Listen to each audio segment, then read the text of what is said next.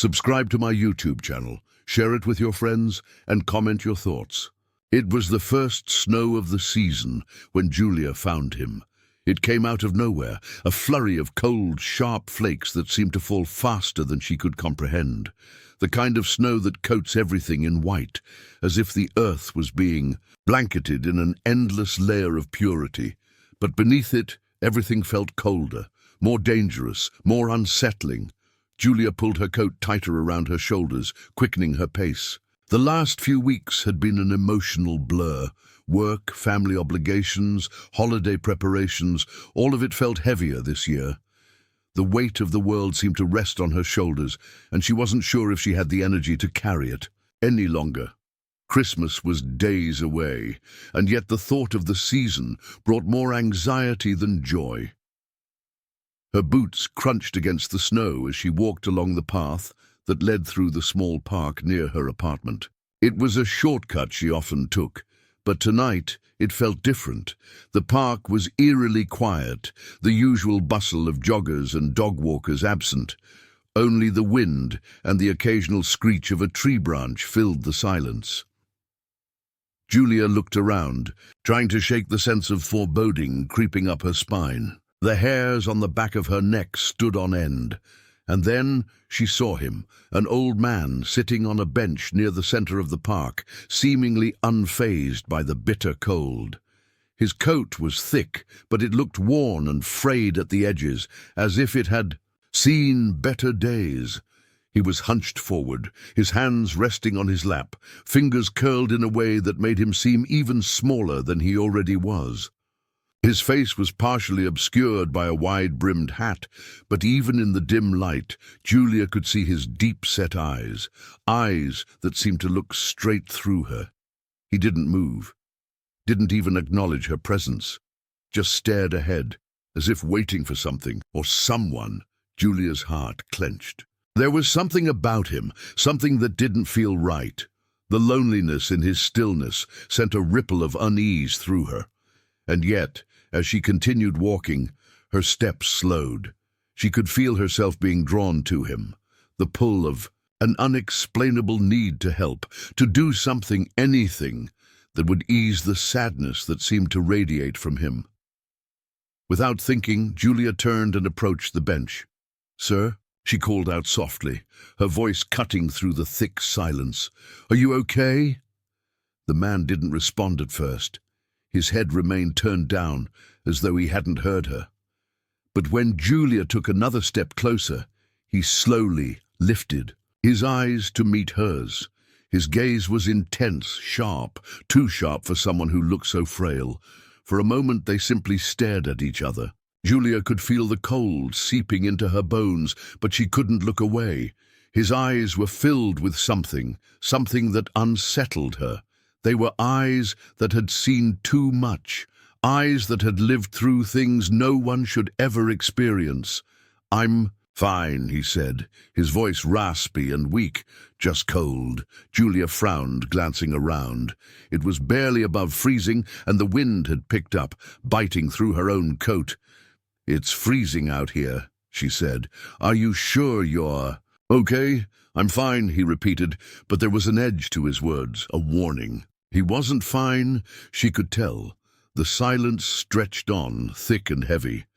Julia hesitated, unsure what to do. She wasn't a naturally outgoing person, and the thought of approaching a stranger like this had never crossed her mind before. But something about him felt urgent. It was as if he was waiting for her, as if she was meant to be here right now.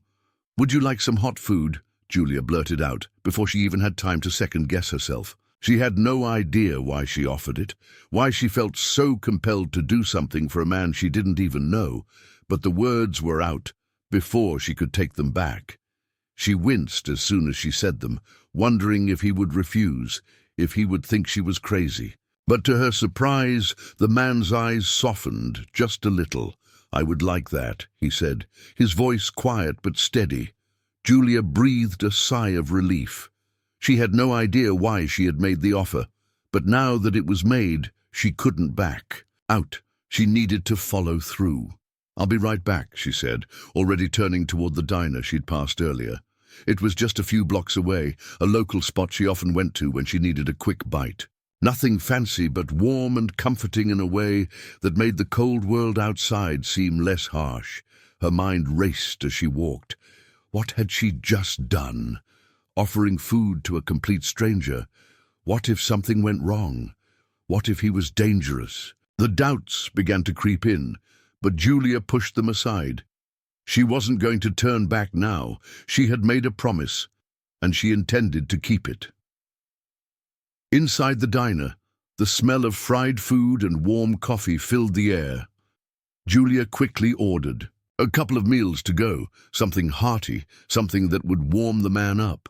She could still picture him sitting on that bench, the snow falling gently around him. When the food was ready, she paid and hurried back to the park, her hands trembling slightly from the cold. The air felt heavier on the return, the snow falling. Faster now, the park more deserted than before. When she reached the bench, she saw the man still sitting there. He hadn't moved an inch. Julia was surprised to find he hadn't left. She had half expected him to be gone by the time she returned, perhaps seeking warmth elsewhere. She knelt down in front of him, holding out the bag of food. The man looked up at her again, his eyes narrowing as if he were trying to figure something out. "Thank you," he muttered, his voice soft but with an undertone of something darker, something deeper. Julia smiled, relieved. "You're welcome," she said. "I hope it warms you up a bit."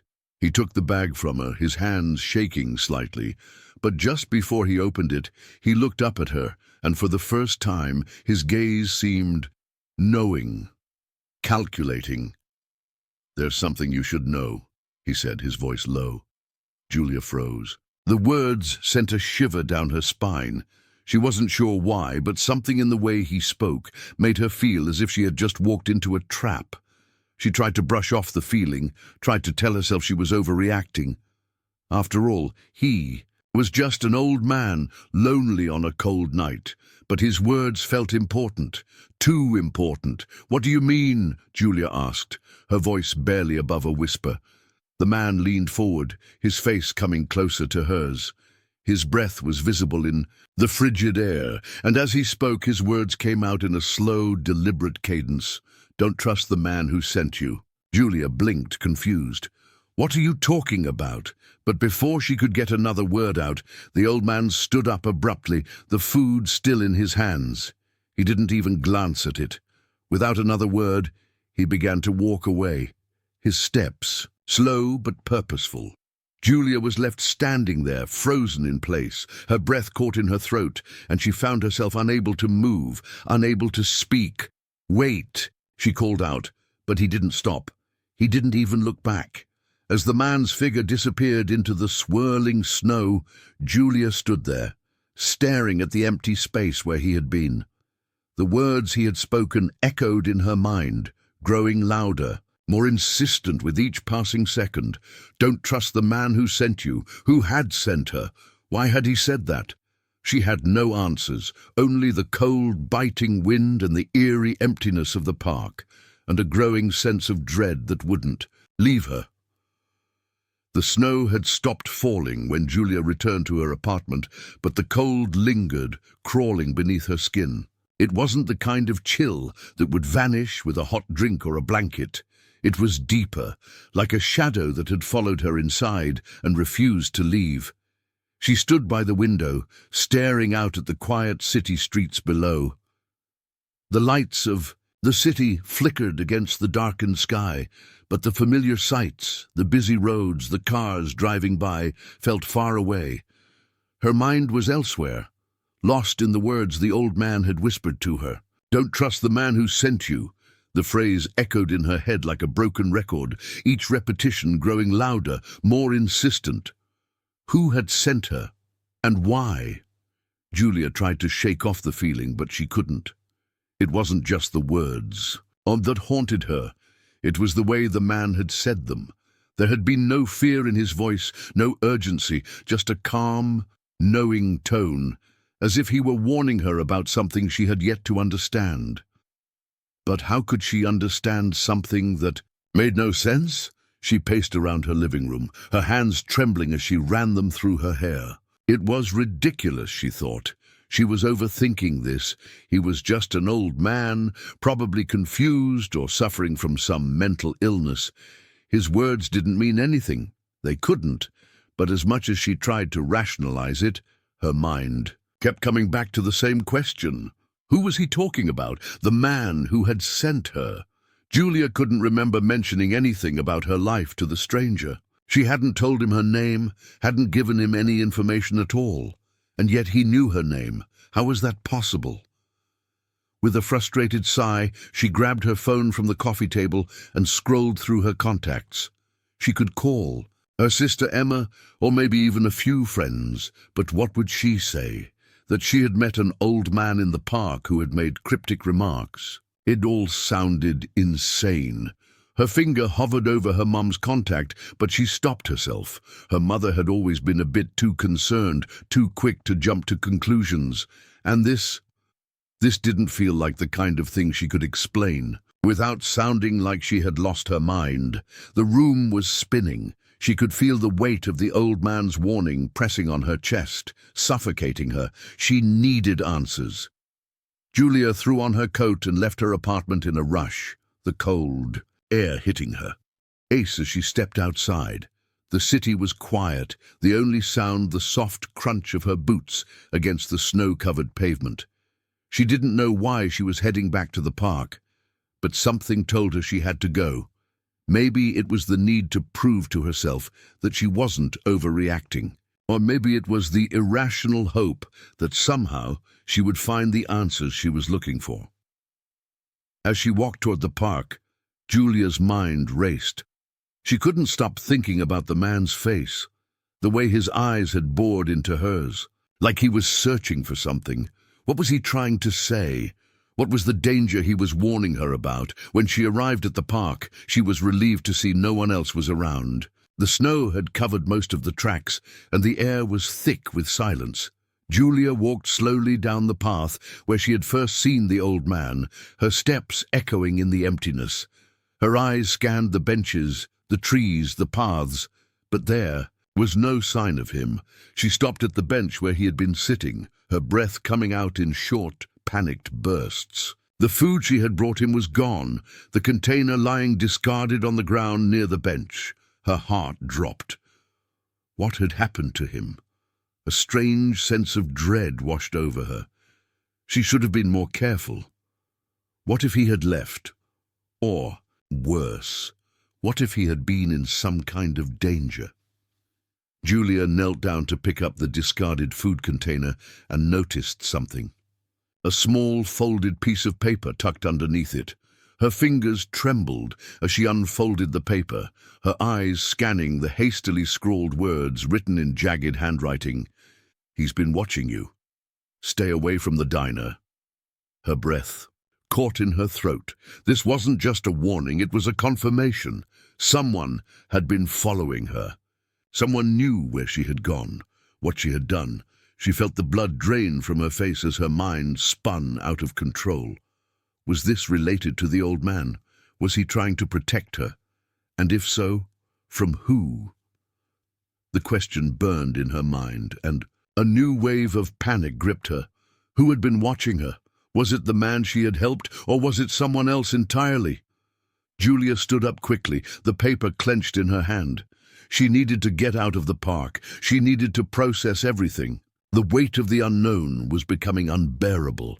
As she turned to leave, a voice cut through the silence, freezing her in place. Looking for something. Julia spun around, her heart racing. A man stood a few feet away from her, his face half hidden by the shadows. He was tall, his posture straight and confident. There was something familiar about him, but Julia couldn't place it. His eyes were cold, calculating. He was watching her carefully, waiting for her to respond. "I know," she stammered, suddenly feeling exposed, vulnerable. I'm just leaving."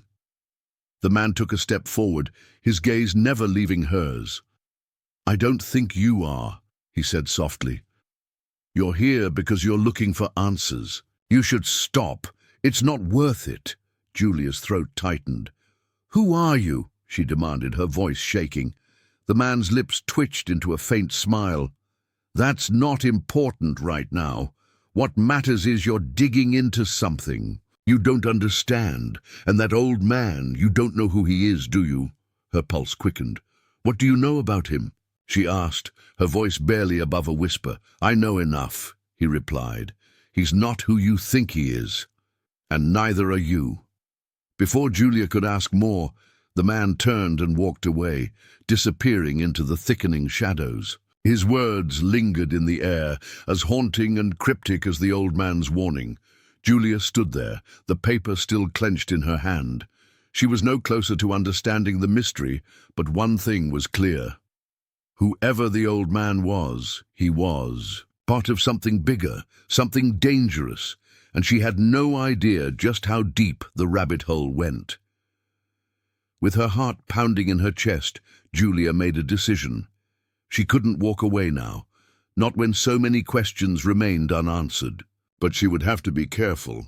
Whoever was watching her, whoever had sent that man to warn her, had already made their presence known. She wasn't sure how she had gotten involved in something so dark, but one thing was certain. She had to find out the truth. And she wasn't going to stop until she did. Julia couldn't shake the feeling that she was being watched. It wasn't just the man in the park or the cryptic warning from the note. There was something else, a gut feeling that gnawed at her every time she stepped outside her apartment, every time she walked down the street, or even when she sat quietly at her kitchen table. The events of the past few days had spiraled into something far beyond a random encounter with a lonely old man. She was beginning to realize that the piece of paper she'd found in the park wasn't a simple warning. It was a map, a signal that she had unknowingly stepped into something much bigger than herself. And she couldn't just walk away now. The diner. The note had told her to stay away from the diner, but she couldn't do that. There was something she needed to know. The old man's warning had been cryptic. But what if it was the key to everything? What if the diner held the answers she was looking for? The following morning, Julia decided to take a different route, one that would lead her past the diner again. She had no intention of going inside, not yet, but she needed to see if anything about the place seemed off. She needed to observe it from a distance. The air was crisp and cold as she walked along the snow-covered sidewalks, her breath visible. In the morning light, the streets were quieter than usual, as most people had already headed off to work. Julia moved quickly, her eyes scanning the storefronts as she passed, until the diner came into view. At first, it looked perfectly normal. The same neon sign flickering above the door, the same small window with the daily specials written on it in chalk. Everything was as it had been the night she'd passed by, ordinary, unremarkable. But something was different. There was a figure, standing outside the diner, partially hidden in the shadows of the building. A man, tall, with broad shoulders, and wearing a dark coat that blended into the night. Julia froze when she saw him. She recognized him immediately. It was the man from the park, the one who had warned her not to trust the old man. Her pulse quickened. She couldn't be certain, but it looked like he was waiting for her, as if he knew she would come. Julia's instincts screamed at her to turn and leave, to get as far away from the diner as possible. But she couldn't move. She was rooted to the spot, her eyes locked on the figure in the shadows. Then, as if sensing her presence, the man turned toward her. His gaze pierced through the distance, his eyes locking onto hers with the same cold intensity they had held the night before. Julia's breath caught in her throat, and for a moment she felt as though the world around her had stopped. He didn't approach. He didn't speak. He simply stood there watching her. Julia took a hesitant step back, her mind racing. Was this the same man who had followed her last night? The one who had warned her to stop digging? She had no way of knowing. But everything, in her gut, told her that it was. She turned on her heel and walked quickly down the street, not daring to look back. Her heart pounded in her chest, her thoughts spiraling as she tried to make sense of what had just happened. Who was he? Why was he watching her? And what was his connection to the old man? Her phone buzzed in her pocket, breaking her from her thoughts. She pulled it out, hoping for some distraction from the rising anxiety. It was a message from Emma, her sister. "Hey, how are you? Haven't heard from you in a while. Everything okay?" Julia paused for a moment, looking at the message. She had been distant lately, even avoiding her sister's calls. Emma had always been the one to worry, and Julia didn't want to burden her with something as strange as this. But maybe it was time to talk. Maybe it was time to tell someone what was going on. She had no answers, no clear picture of what was happening, but she knew she couldn't keep it all to herself any longer. "I don't know how to explain it," Julia typed, her fingers trembling. As she wrote, "Something weird is going on. I need to talk to you." She hit send before she could second-guess herself. Her sister's response came almost instantly. "Oh my God, what's going on? Call me. I'm here for you." Julia took a deep breath and pressed the call button, her heart still racing as the phone rang. After a few moments, Emma picked up. "Julia?" Her voice was laced with concern. "What's wrong? You sound weird." I don't know how to explain it," Julia said, her voice shaky. "There's this man and—" "Wait, a man?" Emma interrupted. "What man? What's happening?" Julia stopped herself before she could go on. She wasn't sure how to explain. The overwhelming sense of dread, the constant feeling that she was being pulled deeper into something she couldn't understand. "I don't know, Em. I just feel like something's wrong. I don't know who to trust anymore." Emma was quiet for a moment. "You're scaring me, Julia," she said softly. "What's going on? Is someone threatening you?" Julia thought about the man at the diner, the one who had warned her, and the old man who had whispered his cryptic message. "I don't know. I think I might be in danger." "Danger?" Emma's voice rose in alarm. "What are you talking about?" "I don't know yet," Julia replied, her voice cracking. "But something's happening. There's something I'm missing, and I don't know what it is." "Julia," Emma said firmly, "you need to be careful. If something's going on, you don't have to handle it alone. Call the police or let me come there. Don't wait until it's too late." Julia bit her lip, feeling both grateful and overwhelmed by her sister's concern. "What's wrong? You sound weird." I don't know how to explain it," Julia said, her voice shaky. "There's this man and—" "Wait, a man?" Emma interrupted. "What man? What's happening?" Julia stopped herself. Before she could go on, she wasn't sure how to explain the overwhelming sense of dread, the constant feeling that she was being pulled deeper into something she couldn't understand.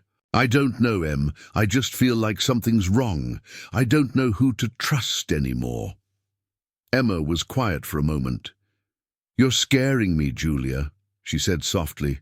"What's going on? Is someone threatening you?" Julia thought about the man at the diner, the one who had warned her, and the old man who had whispered his cryptic message. "I don't know. I think I might be in danger." "Danger?" Emma's voice rose in alarm. "What are you talking about?" "I don't know yet," Julia replied, her voice cracking. "But something's happening. There's something I'm missing, and I don't know what it is." "Julia," Emma said firmly, "you need to be careful. If something's going on, you don't have to handle it alone. Call the police or let me come there. Don't wait until it's too late." Julia bit her lip, feeling both grateful and overwhelmed by her sister's concern. "I don't know if it's that serious," she said, trying to sound calm. "I just need to figure it out on my own. I'll be okay." Emma didn't sound convinced. "You better be. But promise me you'll stay safe. Promise me." "I promise," Julia whispered, though she wasn't sure she could keep that promise. She hung up a few moments later, the weight of Emma's words still hanging over her. Julia had no answers. The more she tried to piece things together, the more tangled the mystery became. But something was pushing her forward, an unseen force that wouldn't let her stop. She needed to know the truth, even if it scared her. Later that evening, she stood outside the diner again, this time determined to find out what was going on. She wasn't going to let fear control her, not anymore.